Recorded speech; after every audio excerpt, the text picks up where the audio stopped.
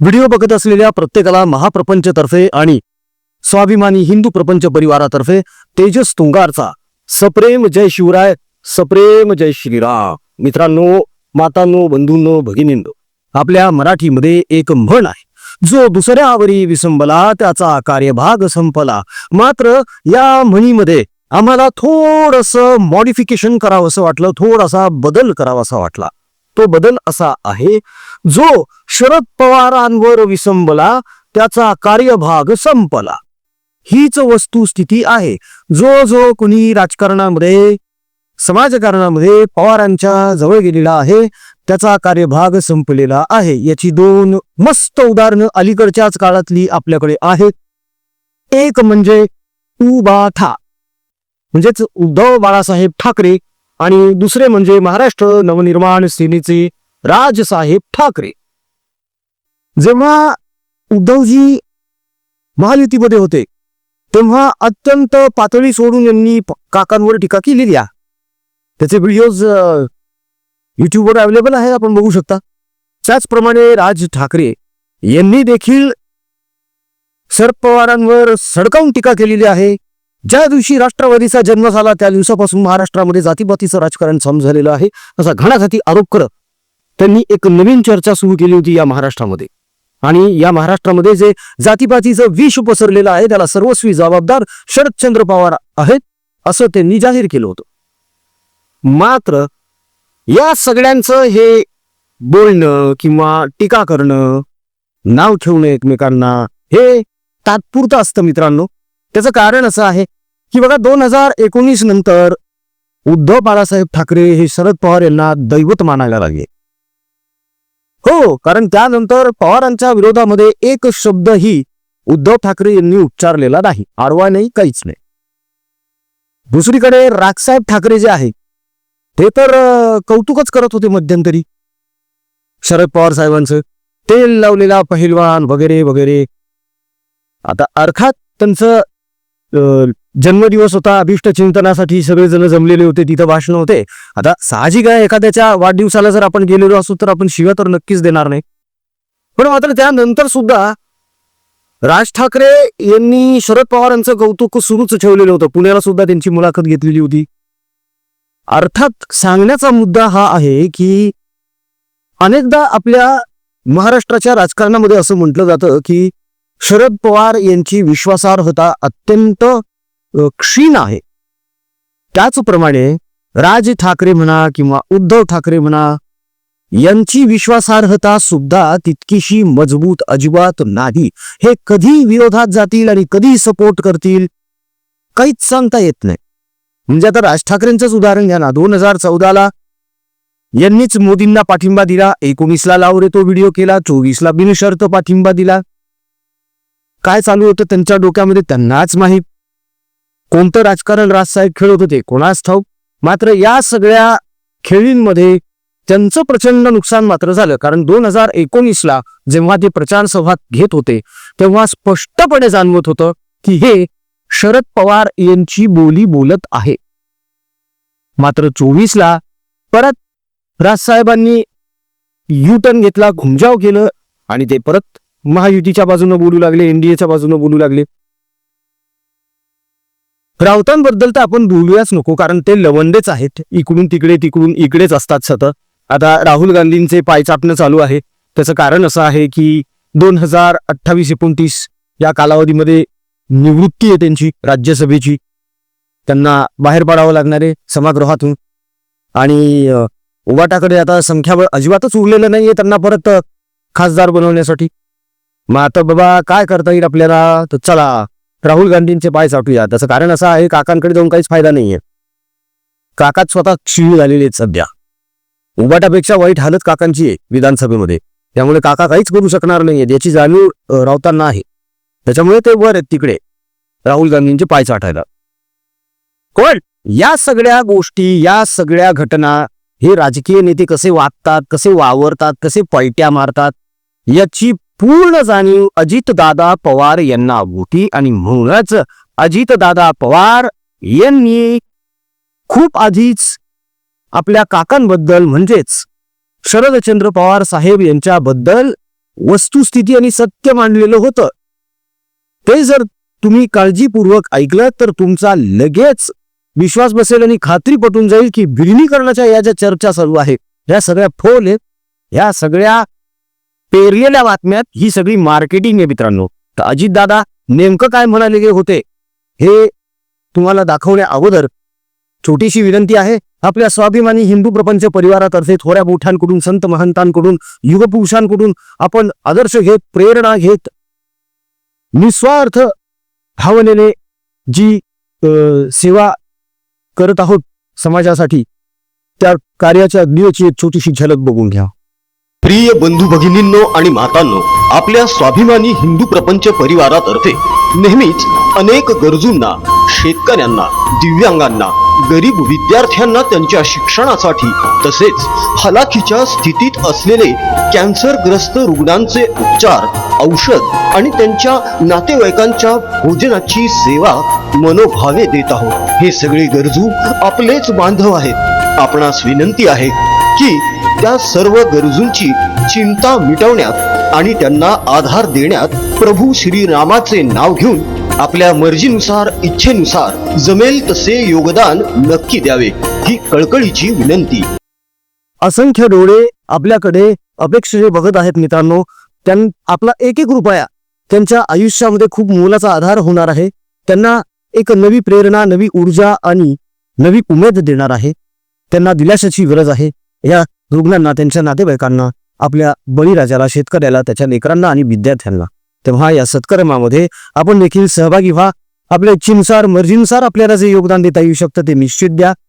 GPay, PhonePe क्रमांक तुमच्या समोर आहे. ट्रान्झॅक्शन झाल्यानंतर त्याचा एक स्क्रीनशॉट काढा आणि व्हॉट्सअपवर टाका, म्हणजे त्याची पावती बनवून ती आम्हाला तुमच्यापर्यंत पोहोचती करता येईल.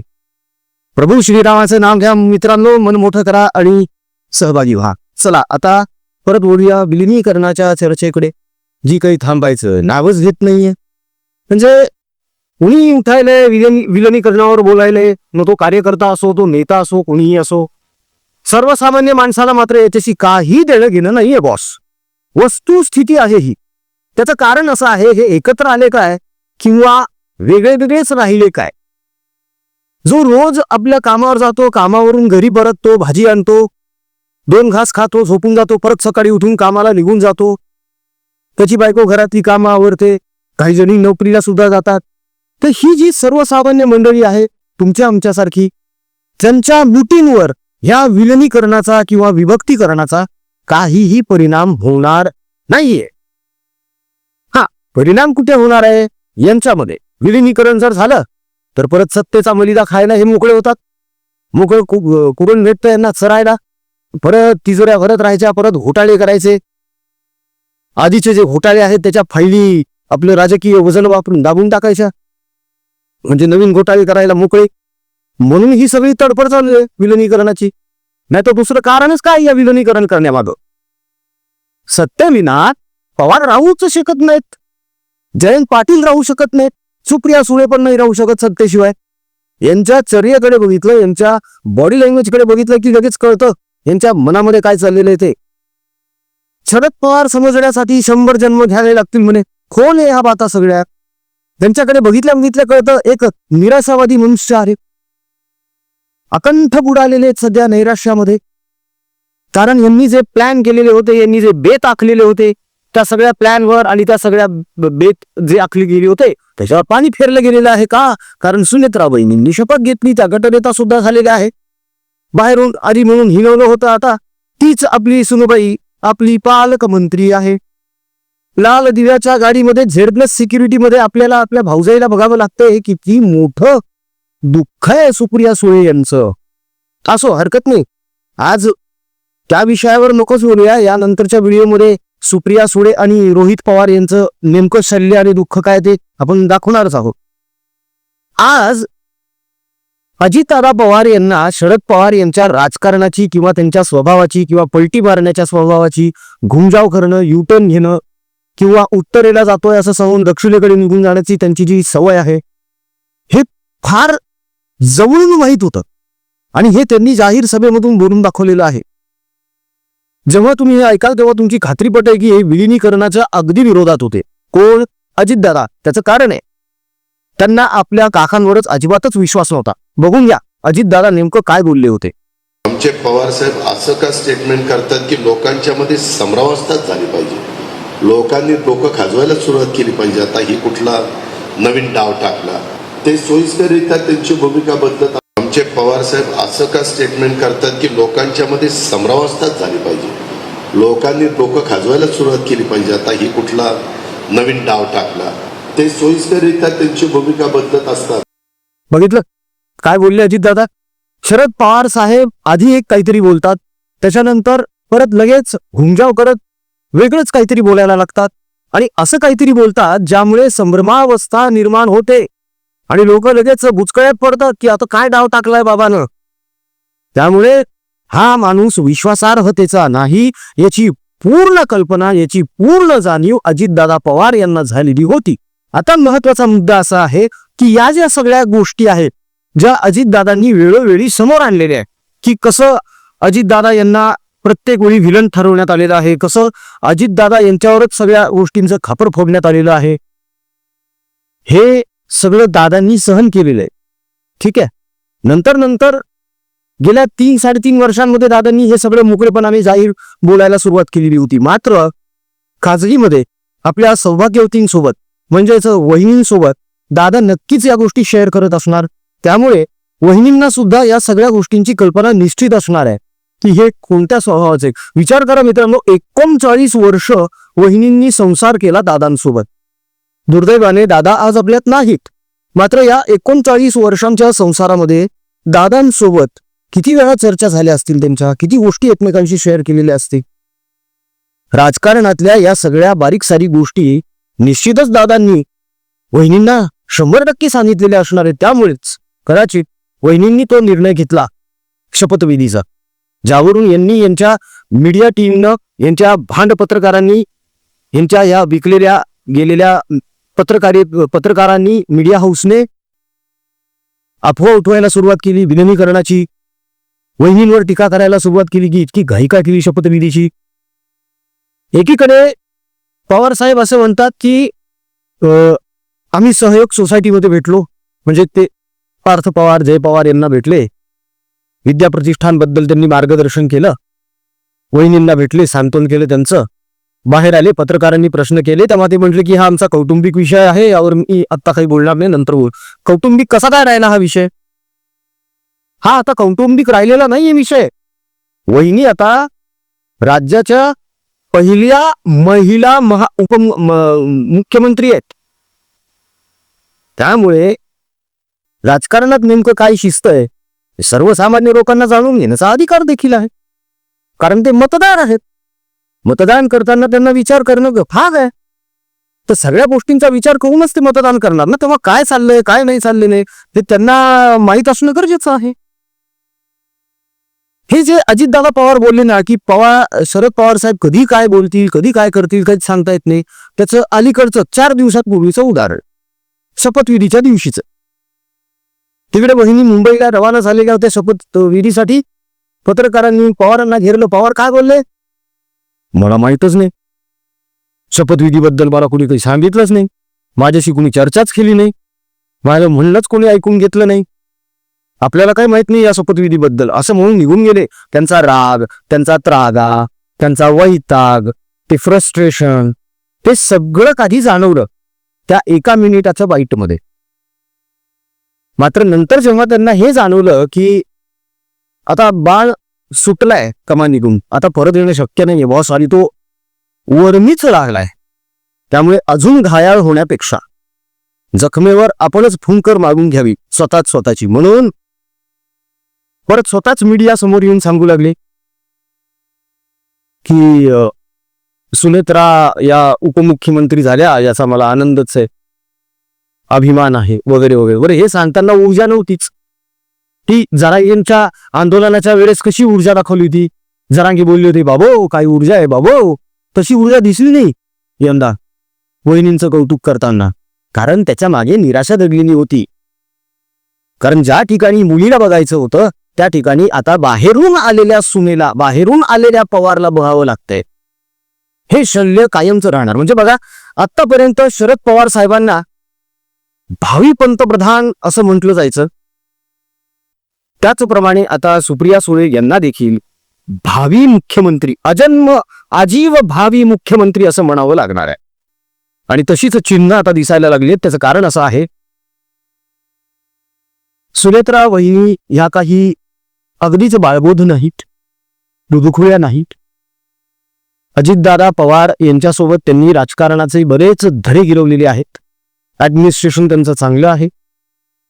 जर त्या इतका इमिजिएट डिसिजन घेऊ शकतात एखाद्या गोष्टीचा, शपथविधीचा म्हणा किंवा गटनेता पद बनण्याचा, तर कुछ तो बात है बॉस. डेरिंग तारा है. आगे आगे देखते क्या होता है. त्यांच्या मार्गामध्ये खोडा घालण्यासाठी हे लोक काही कमी करणार नाहीच आहे. पण तरीही कुठेतरी असं वाटतंय की या सगळ्या अडथळ्यांना पार करून वहिनी शर्यत जिंकणारच. म्हणजे परत आम्ही आत्ताच जे वाक्य उच्चारलं ते सत्य होऊ शकतं की ज्याप्रमाणे हे आयुष्यभर भावी पंतप्रधान राहिले, त्याचप्रमाणे यांची कन्या आजन्म भावी उपमुख्यमंत्री किंवा भावी मुख्यमंत्री असणार.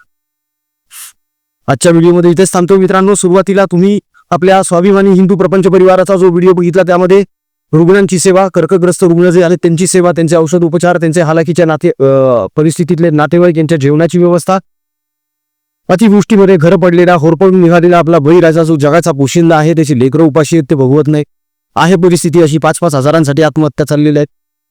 भीषण परिस्थिती आहे मित्रांनो. अजून सगळं काही आटोक्यात आलेलं नाहीये.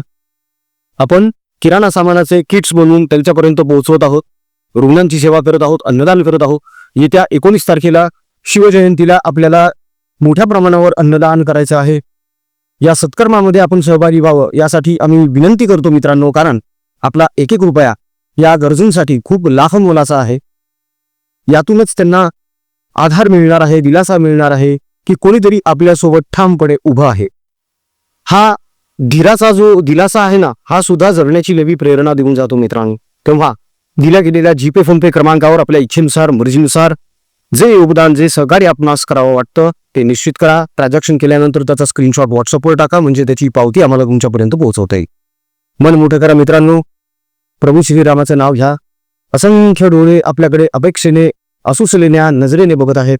त्यांना दिलासा देणं, आधार देणं समाजाचा घटक म्हणून आपलं कर्तव्य आहे. तेव्हा पुढे या. व्हिडिओ आवडला असेल तर लाईक करा, कमेंट करा, आपल्या मित्रपरिवारामध्ये शेअर सुद्धा करा. महाप्रपंच या यूट्यूब चॅनलला सबस्क्राईब करा. जय हिंद, जय महाराष्ट्र, वंदे मातरम, जय शिवराय, जय शंभूराजे, जय भवानी, जय जगदंब, भारत माता की जय.